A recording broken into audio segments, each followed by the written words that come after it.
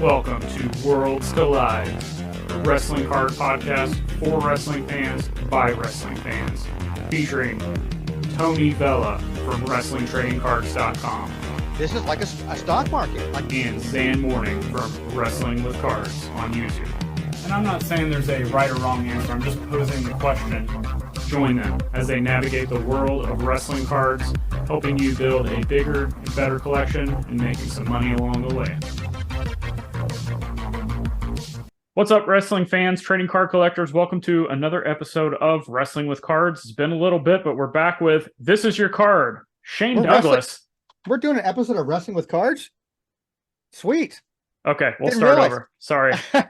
I'll just start over. I'm let's just go straight through, man. I know you're a busy guy, and he's got 2 podcasts going on. This guy's got so many shows going on, he can't keep track of himself.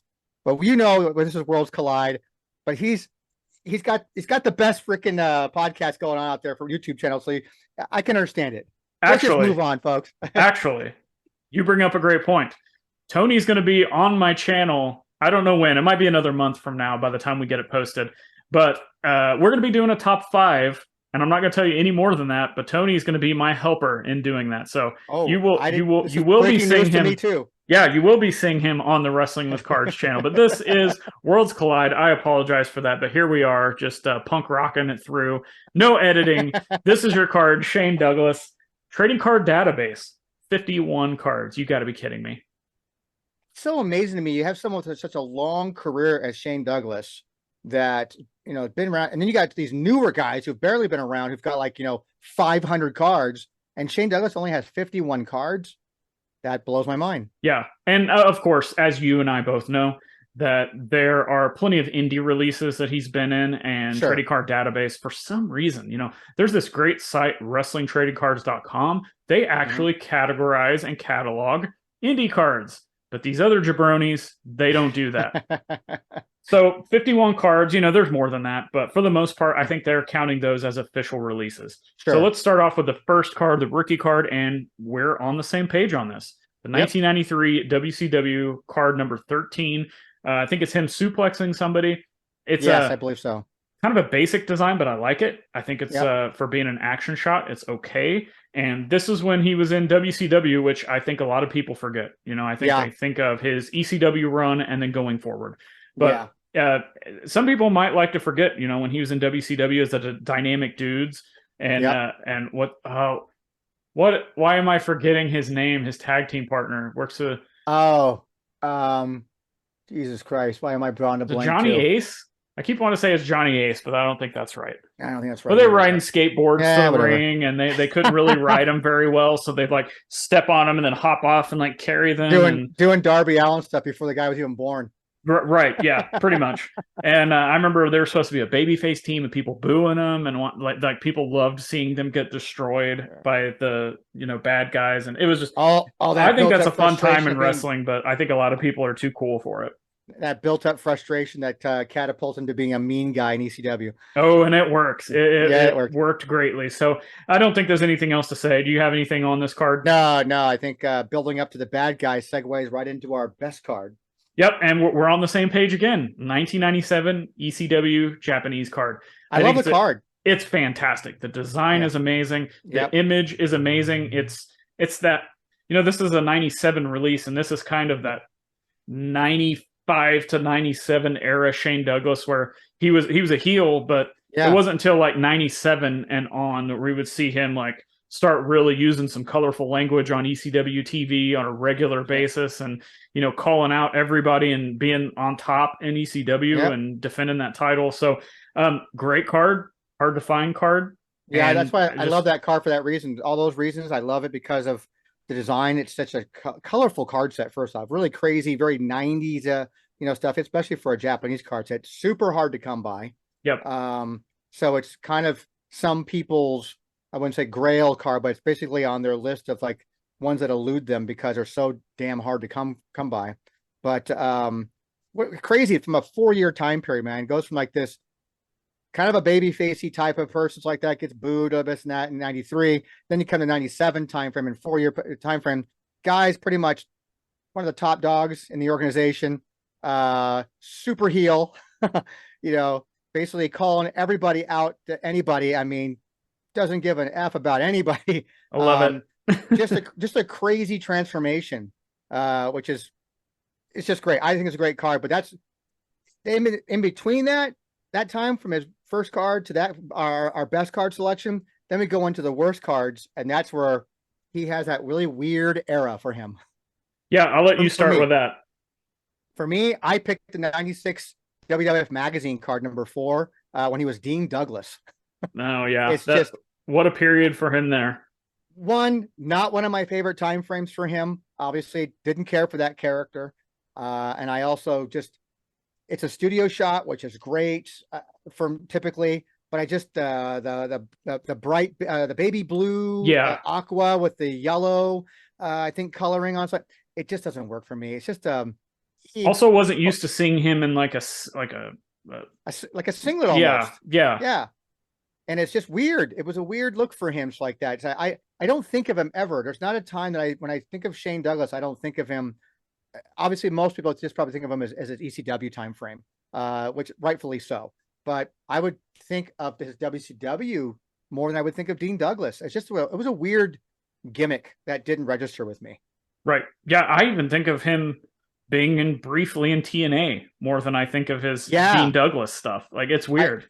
I like I think the card used for him in that Pacific set isn't like a dog collar match card. Yeah, I think so. And yeah, his time frame in there too is even more memorable and registers with me more than anything he did in WWF. It's got to be something with that new generation era. Like, there's so many talents in there that people, I think, like to forget about because of how poor some of the characters were. Yeah, he's like the bastard cousin of like Techno 2000. Oh my! There you go. There you go. There's a deep dive. My worst card. I guess I'm gonna have to by default go with yours. There is a one from the 2006 Insiders. That's a card that is listed, but I couldn't find an image for it. Well, I don't believe it's actually a legit card set. I think that particular card is from that bootleg set that came out of. Just getting ready to say that. Yeah, because I don't recall him being the actual Insider set. I could be wrong, but there's a useful checklist site you can go to find that out. But archiving the that bootleg, it's supposed to be like, it's based off the Topps Insider set. I had multiple packs of that. It came out around that 06, 07 timeframe. They repackaged it and re-released it in 2010 again. And I had sent a package off to my contact at Topps at the time to confirm that we didn't make these. This was not something that any of our distributions ever made. These are 100% unauthorized, unofficial cards that were put out somewhere, wherever you got them from. So I know he's in that because it featured various WCW guys, because that same time frame, I think he was in WCW in 98, 97, 98, 99 timeframe, because he's in a WCW set as well. Right. I'm not mistaken. I think he's in WCW embossed, I think. Yep. And I almost went with that card, and I go, wait a second, doesn't he have a magazine card, in WF magazine? Sure enough, yeah, he sure did. And that's gotta be my worst card. Yeah, I'll just side with you, because Dean Douglas, Dean Douglas is worse than his skateboarding gimmick. And I like that, because at least the skateboarding gimmick reminds me of like the early 90s and the shiny colors and Sting and his rat tail and all that stuff. It reminds me of that fun time. That new generation era. Sure, I like Razor Ramon, I like Shawn Michaels, I like Doink the Clown, but they're so, TL Hopper, not the biggest fan. Duke the Dumpster Drosy, Mantar, something about the name Dean in WWF doesn't work for me, man. You got Dean Douglas, you got Simon Dean. Dean Ambrose. I guess Dean Ambrose did okay for himself. He did okay, but John Moxley sounds much better. Yeah. Manly Moxley. Oh, that's a good one. That's a good one. Right. All right, so let's move on to. Oh, that's a good song. I actually love that song. Like, side note, I'm probably one of the only weirdos who's like, fulfilling my eBay orders, listing, shipping, and all that stuff, and I've got like songs like that playing in my headphones while I'm doing it. I see that. I actually can see that happening. What was it? The other day I was listening to, because WWE has their Uncaged albums on Spotify now. And I think it was, is it Carl Willett when he was the pirate? And and it's like this instrumental song that's like super epic sounding, and I'm just like, well, this is great. Oh my God. This is coming from the guy who's like completely tatted up and sometimes puts death metal on his playlist. yeah. There's and Jeff Jarrett's songs come on, or the Smoking Guns, or like all Oh this stuff, God. and I love wrestling music so much. It's something I really miss, but this we'll save that for an after dark Yeah. episode, I guess. Yep. We need to do another one of those We need sometime. to do one. Moving on to the card we would create, and um, I think we're kind of on the same page here. I'll go first. Go ahead. Mine would be, is it? I'm sorry, because I did not buy these, because Karrion Kross does not have them. Is it Immaculate that's got the jumbo relics, or is it Impeccable? I think it's Immaculate. I think it's Immaculate. That have like the full on, like yes, like yes. 80% of the card is a ring. I would do, I would take the exact Panini design. I would do exactly what they did, except I would put picture of Shane Douglas, no autograph, and it would be a jumbo relic of any piece of the belt. Obviously, you're going to want probably part of the gold. Sure. Any piece of the belt of that exact NWA belt that he threw down, because I think we've talked about relics and how they can represent something huge. Like, do you have a piece of a Matt relic from a WrestleMania where a major moment happened? It's something I don't think people think about. So if you had this card with this relic that completely changed, I don't care what anybody says, that moment changed wrestling history, because ECW, while it went out of business, completely changed the face of wrestling forever. You start seeing WCW and WWE copy off them, and there's still to this day you get ECW chants when there's a big spot or when one of the legends shows up. So that I think, but I'll let you. I know you got a similar type of relic also. For me, it's more of a Dangerous Alliance, like a dual auto with Sherry Martel would be kind of cool.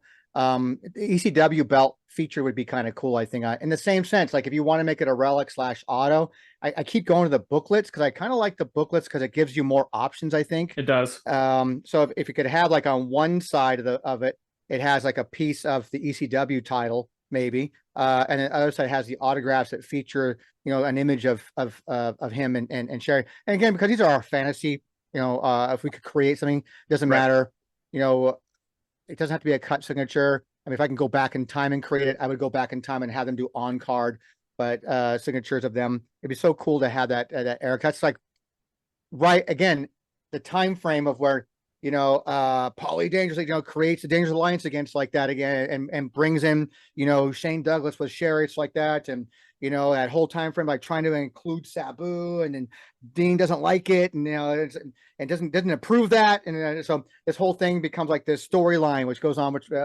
it sort of catapulted ECW to what it became. Right. So for me, having like something Dangerous Alliance, and plus it's Dangerous Alliance, man, come on, I want to have something Dangerous Alliance out to be great. Yep. Yeah.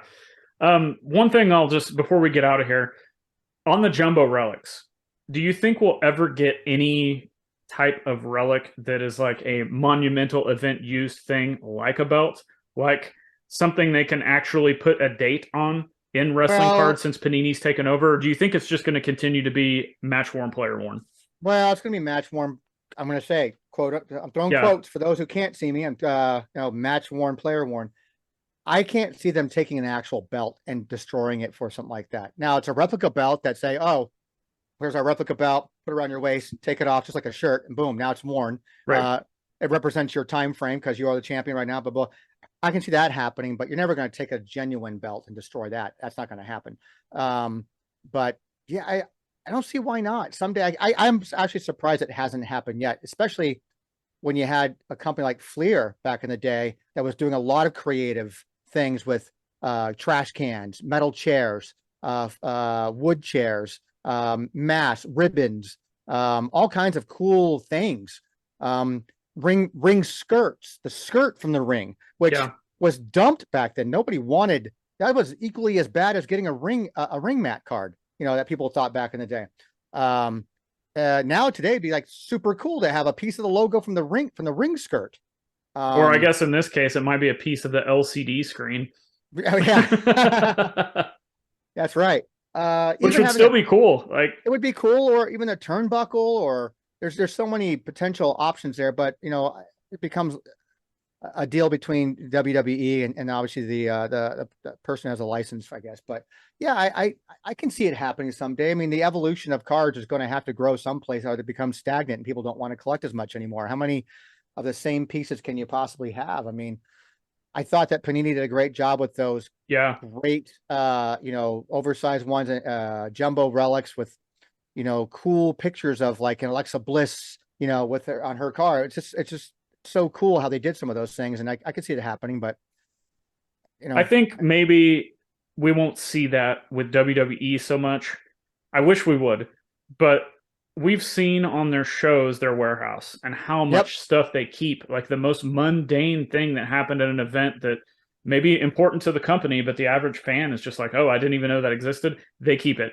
And I think if they end up opening a physical Hall of Fame that you can travel to, like the Football Hall of Fame or Major League Baseball Hall of Fame, I think I would prefer them not do that, because I would love to go see that kind of stuff.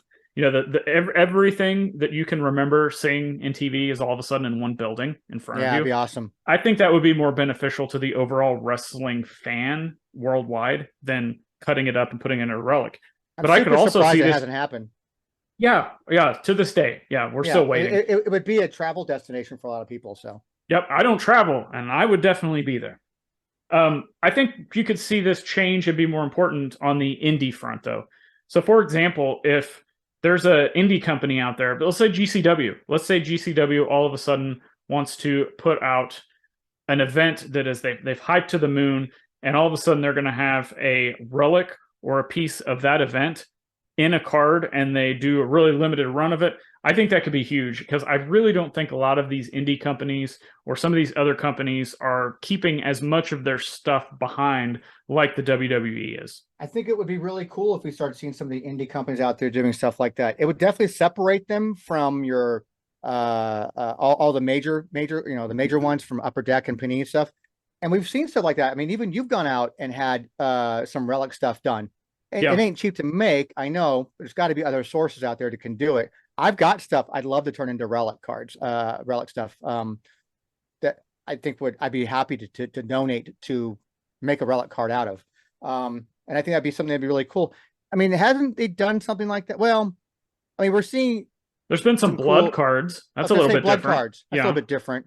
So yeah, maybe somebody out there wants to step up and create some kind of a cool relic card. I thought we had like a Mark Sterling tie card at one time, like that, which is kind of cool, and shaped like a tie too. I think the cut was, that's awesome. It's just so I just cool. think that relic cards kind of get a bad rap, and I think if companies did it right, they could make these things as meaningful as some of these, especially if it's a low numbered thing. They could make them super meaningful. I mean, you're combining wrestling memorabilia with card collecting at that same point. If you put thought into it. Memorabilia, card collecting, moment. Put it all together and somehow encapsulate that. The back of that does, this was used at this event, blah, blah, blah. Congratulations. Enjoy. Exactly. That's a win, win, win. Exactly. 100%. Yep. Yeah. All right. Let everybody know where they can find you, or anything else you want to talk about with Shane Douglas as we get out of here. One aspect we usually talk about, I think we kind of glazed over a little bit here, was like the future of his stuff. Sure. Where do we see his stuff going? We kind of always close that out. It's like that. I think that we're at it. Yeah. I don't, outside of having some kind of an obscure relic thing we just talked about or something like that, I don't see a lot of long-term value. I think he's a great PC for someone, whether that be you're just happen to be a Shane Douglas collector, or you're like, I'm an ECW guy, I want him part of my ECW set, or I'm only collecting guys who've ever held the ECW championship. Whatever that collection avenue you're going down is, that's kind of where I see his future. So. Yeah, there's still plenty of fans of his out there. There's still people that are showing up to get their cards or memorabilia signed by him at conventions. So he's definitely got a fan base still. But I honestly don't think we'll see him, could be wrong, but I don't think we'll see him in WWE products, because he doesn't play nice with others from what I've heard and seen. And if he doesn't want to be, now who knows, there's people, Ultimate Warrior came back. We thought that guy was never going to see the light of WWE. And so who knows, we could maybe see him pop up in a Prism Legends set or something like that. But never know. Yeah, you never know. But I think this is somebody that, maybe somebody out there is collecting, and like, you shared a story with me before we got on here about the guy looking for the Baron von Raschke 8x10 in your store. Yep. Like there is a market out there for everybody. Everybody's out there collects somebody. That's great. Yeah. There could be that Shane Douglas super collector out there. Who knows? I'd love to see it if they are out there, but let everybody know where they can find you, and we'll get out of here. Yeah. WrestlingTradingCards.com. All of our social media is found at the bottom of every single page. Yeah, just reach out, man. We hope we can be of some kind of service to you and help you better your collection, help you identify what you have, help you look for something. And let us know, whether it's Tony or whether it's me, let us know what you think of Shane Douglas. What did you think of his cards? What are his favorite cards? What did we mess up on today? Is there something we did not say properly? Is there a card we missed that should be talked about? Just let us know on social media. Tony, just let you guys know where you can find him. You can find me at Zhan Morning on all social platforms. Check out Wrestling with Cards on YouTube, which, I thought that's what we were doing today, apparently, but we're moving on. Tony will be on there before too long for a top 5 that we will not talk about because it's going to be a surprise.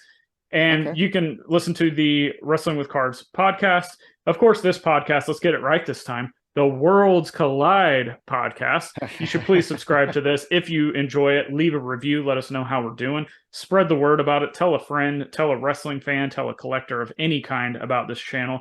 And hopefully we can continue to just provide you fun content to listen to while you're dusting off that wrestling figure shelf, while you're sorting wrestling cards, while you're hanging up those old wrestling shirts, like whatever it is that you're participating in. Hopefully we can be that background noise for you. And hey, maybe maybe you don't collect wrestling cards, and we help you get started on that. So and that's a shame. That's a real shame if you're not collecting wrestling cards. I mean, really, it is like that, because there's only one reason why we do this, and that's because wrestling cards rule. That's right. I know that. You know that. Everyone else should know that by now. But until next time, we'll see you.